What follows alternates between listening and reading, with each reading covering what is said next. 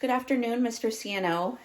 My name is Tricia Hunter-Meyer. I'm a senior clinical specialist with Masimo and respiratory therapist by trade.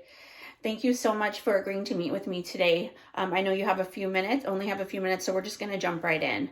Part of the service that Masimo provides in partnership with ministries like yours is to provide continuing education and support after the product's been installed.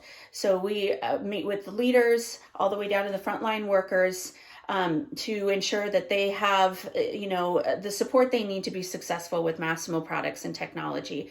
I was rounding last week, and I understand that there's a new initiative coming out to reduce alarms and alarm fatigue. So that really spiked my interest because really that's Masimo. Our goal is to improve patient outcomes. And with that, we developed signal extraction technology, which then can be incorporated into a central monitoring system called Patient Safety Net. So I know you're new to the organization. Welcome, by the way. I hope you're enjoying the weather. So Masimo developed signal extraction technology, reading through motion and low perfusion. We know that in conventional pulse oximetry, if a patient moves, that's going to cause a lot of alarms. Masimo is different. We filter out that noise. But then we take it a step further and we can be integrated into a patient safety net system or surveillance monitoring. So we can have an extra set of eyes and ears on a patient when the nurse is not able to be in the room at all times. We actually installed this system in a hospital in my community called Asante.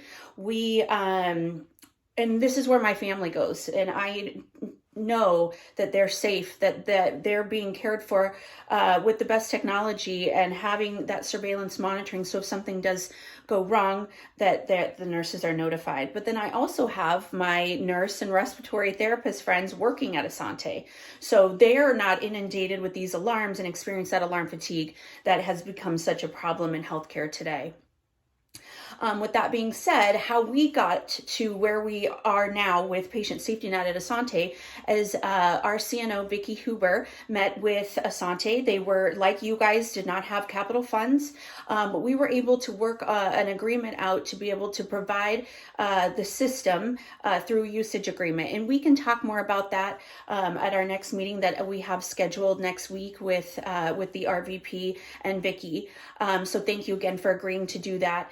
But what we did was we talked about the Dartmouth-Hitchcock study, and it's a story of how patients for over 10 years were put on this surveillance monitoring system that the reduction in ICU transfers and and rapid responses has gone down dramatically. So better patient outcomes, but also reducing cost. So we would like to spend more time with you next week to go over this more in detail. Thank you so much. Have a great day.